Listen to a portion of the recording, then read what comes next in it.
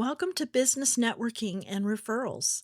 I'm Faith Ann Basor, founder of the Networkers Tour Guide. I believe every networking conversation holds an opportunity. You just have to know how to recognize it and create more of them. That's what this podcast is all about. Let's get started. Today's episode is a solo episode, and today we're going to talk about the 4 phrases that I have banned from my communication. And notice I said my communication. So this isn't even limited to my networking conversations. This is just my conversations. It's funny how, learning how to network better has given me more confidence and I think more clarity in all of my conversations, my personal conversations, my personal communication, my business communication. Let me tell you the 4 phrases that I used to say. I used to communicate using these phrases, and now I don't do it anymore. And of course, I'm going to give you what to say instead or how to communicate better with each one of these phrases that I have banned from my communications. The first one, let me know if. Let me know if. Oh, friends, I want you to imagine a flowing river, like a lazy river. Your nice, easy rapid. Is that a thing, a rapid? Like not whitewater rapids that are crazy and wild, but just a nice flowing current. Now imagine a marsh, like a boggy marsh full of mosquitoes and snakes. So when we say, let me know if, to the person you're saying that to, your conversation has just stopped and any forward movement has stopped. And now you're in a marsh with snakes and mosquitoes, and it's hot and it's stagnant. The reason why let me know if is this marsh, this stagnant pool of yucky water, is because there's no forward motion. So if I say, let me know if you want to have coffee sometime, well, is the person going to let you know? Because you haven't given them a clear ask. You haven't invited them to have coffee. You've just said, let me know if. Let me know if you want to know more about my program. Let me know if you'd like an estimate. None of these move anything forward. They just sit there and they stagnate. In one particular case, this is really important that you not use this let me know if. When you're wanting to help somebody, let's say someone's in a bad situation and you say, let me know if I can help you. It doesn't do anything. I was in a conversation recently. I was listening to a really hard situation that this person that I'm close to was going through. At the end of our conversation, I wanted to help this person. So I didn't say, let me know if I can help you.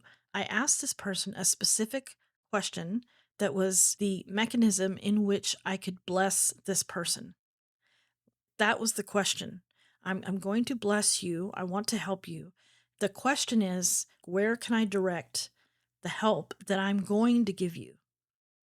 That's a good question to ask. Not let me know if. It's not even a question. It's just let me know if. It doesn't do anything. So instead, you ask the question. Instead of saying, let me know if you'd like more information about my thing, you say, would you like more information about my thing? Instead of saying, let me know if you'd like to have coffee sometime, you say, would you be open to having coffee with me? This moves a conversation forward. It's a current. And it's soft enough that people don't have to move with you if they don't want to.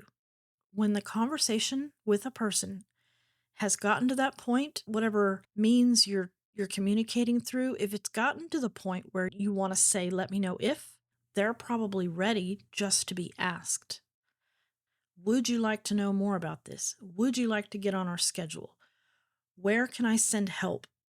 When you can use let me know if is when the thing you wanted to happen is happening. So instead of saying let me know if you'd like to have coffee, if you want to use let me know if, maybe it's, hey Mary, We're set to have coffee tomorrow at 9.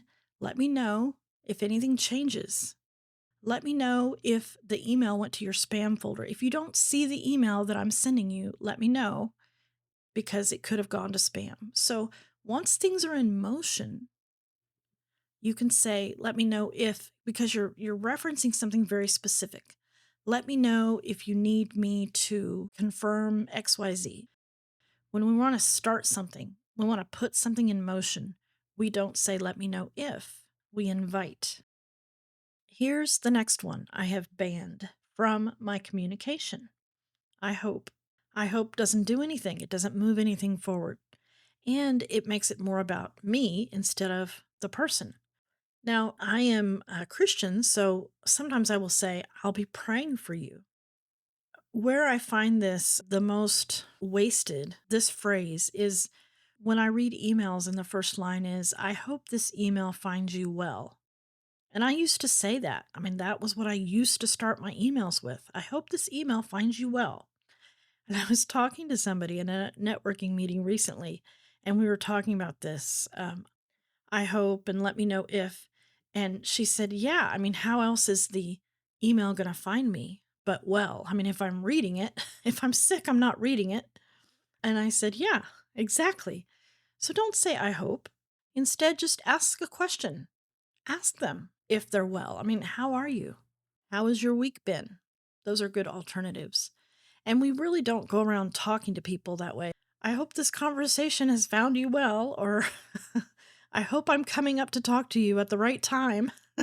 We don't use that when we're talking, but we use it a lot when we're emailing. Please don't use it. It doesn't move anything forward, it's wasted words. Now, here's one that I've recently stopped using. I know you're busy ahead of a request. I want to ask you something. I want more information about something, but the person that I'm emailing, this is usually in an email, I know they're very busy. They're very busy people. So the tendency is to preface, I know you're busy, but I just need a quick answer on this. Or I know you're busy, but are you free to come to my XYZ next week? Busy people know a lot of people. Busy people have a lot of opportunities. It's just a given. We're all busy. If you are in business, if you're trying to grow your business through referrals, the people you're going to meet are busy. So we don't want to downplay ourselves.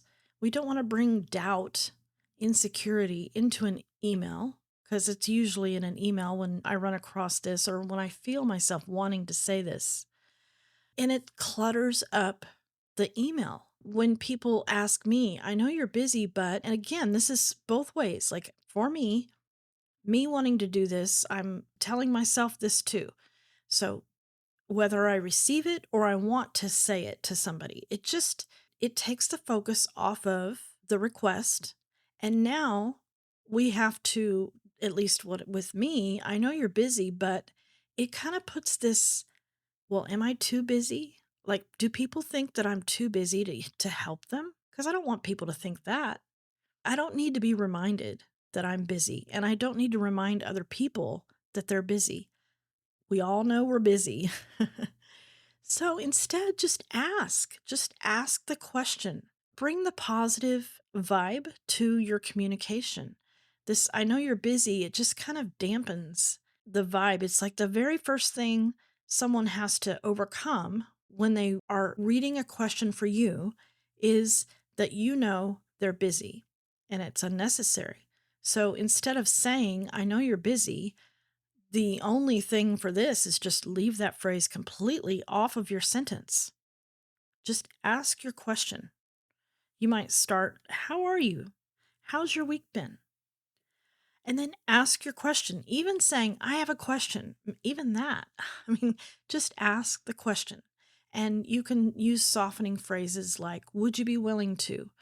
So it might be a client, it might be a vendor. We need to ask a question. You're not doing me a favor. Like I have a real question that I need an answer to. Come to that communication with the confidence, knowing you have the standing to ask a question, and don't remind people that they're busy. This is another one that's closely related to I know you're busy.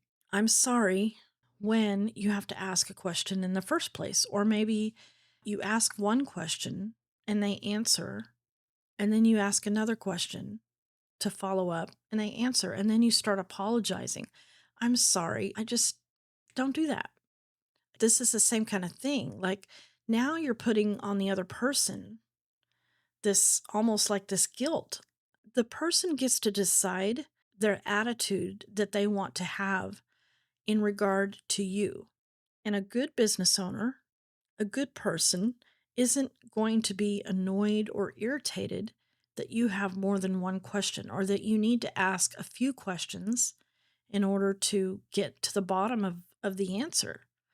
If they feel annoyed and if they're giving you that vibe that they're not happy that you're asking more than one question to understand a concept, that's on them. And you don't have any control over that. Let's not bring this meekness to a conversation. Either way, either the person, if they feel like they shouldn't have to answer questions, or if they're happy to answer questions. Either way, when you bring that, I'm sorry, I just have one more question. You're just bringing the negativity and you're putting yourself below the person. And sometimes they don't want that. I don't want that. I don't want someone to come to me with meekness as if they're below me, they're less than me. I don't like that.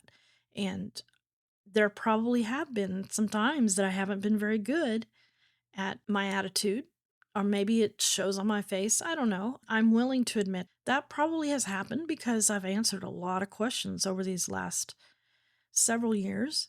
But that's on me, like shame on me.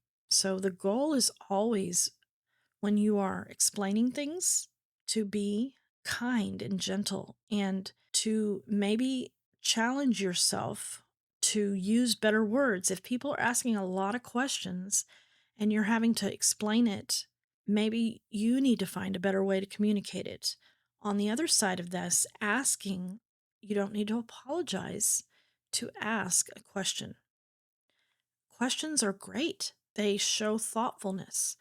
They show that you're paying attention. I love when people ask me questions because it shows they're absorbing what I'm saying and they want more explanation. That's a good thing for me. Okay? So most people love that. You aren't going to be able to control how they feel anyway. So you might as well come with your confidence and your thoughtfulness and your curiosity.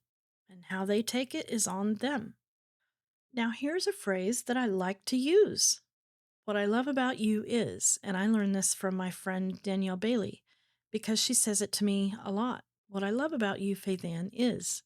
So let's introduce those kinds of phrases into our conversations. The positive, like what I love about you is that you always know, and then whatever it is, or you can compliment people on not only their looks but their strengths. What are they good at? And the more you can make it about conversations or how the person makes you feel, the better. Now, I'm going to end this episode with another analogy. I love my analogies, and I didn't want to mix them too early in this episode.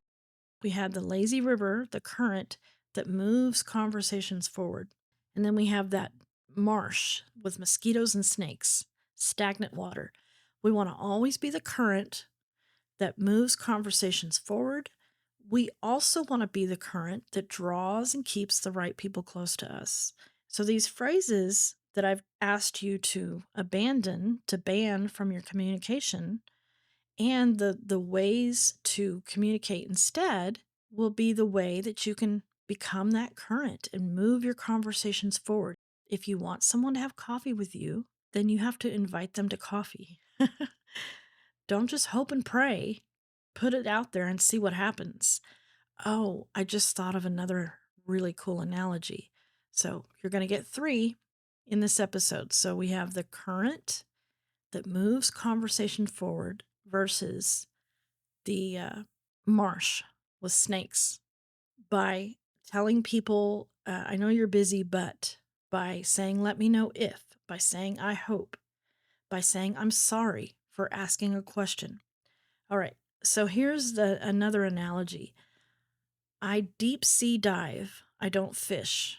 I deep sea dive. Now sometimes curiosity conversations, we're kind of fishing a little bit.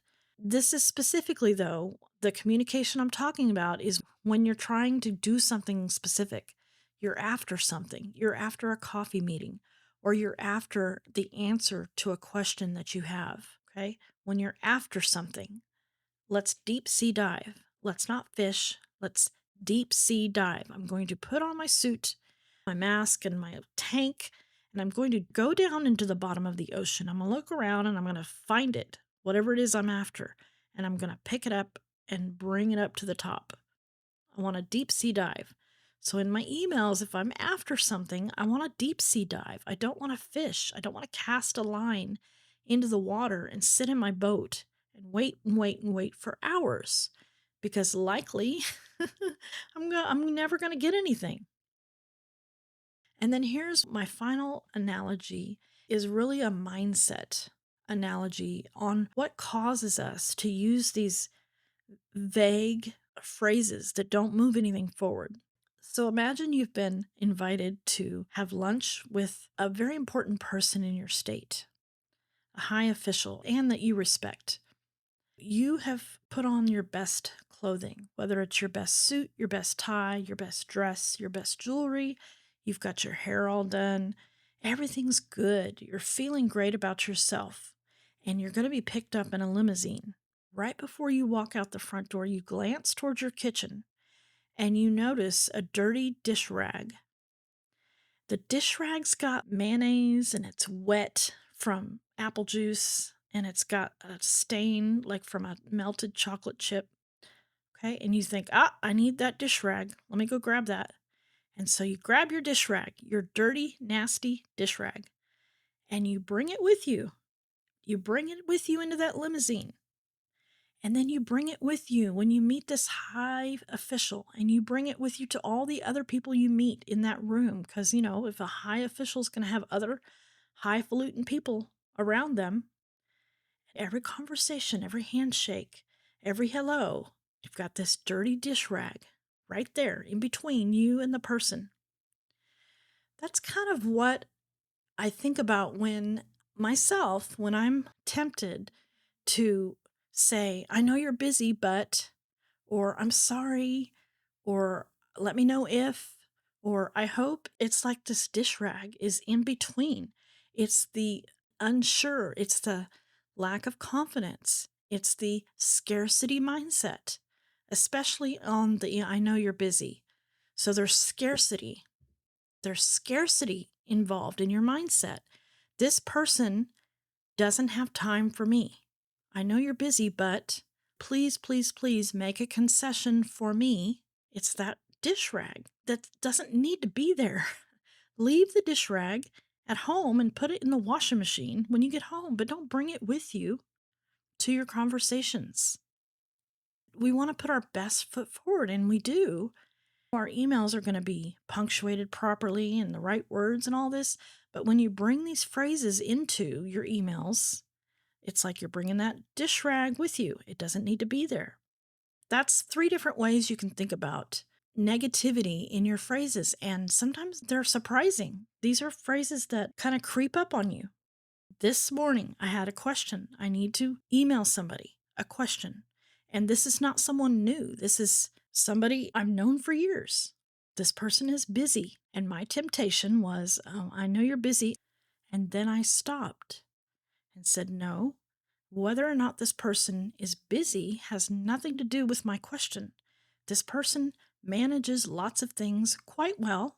I'm coming from a place of abundance and positivity, and that our relationship is important enough to this person that this person will answer my question. It may take this person a few days. That's okay. I'm not going to put us in a marsh with snakes and mosquitoes. I'm going to be the current, and I'm going to let this person be the current with me.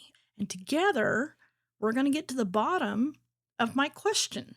We're going to deep sea dive down to the bottom and come up with the answer, both of us happy and our relationship strengthened. That's what's going to happen. I want you to be the person who is continually at the epicenter of action that moves your business forward, that also moves other people around you, moves their business forward through referrals and introductions and invitations. You may be in a place in your business right now where it's time for you to get more support around moving conversations forward. Maybe there's a specific situation that you're really struggling with, and it has everything to do with the people you're networking with and not moving conversations forward. Would you like to schedule a time for us to talk about whether a strategy session for us to dive into a specific struggle you're having around networking and around your conversations moving forward instead of feeling stagnant? There's a link in the show notes to click on, and that's a discovery call, and we can decide that together. Go and network. I'm rooting for you.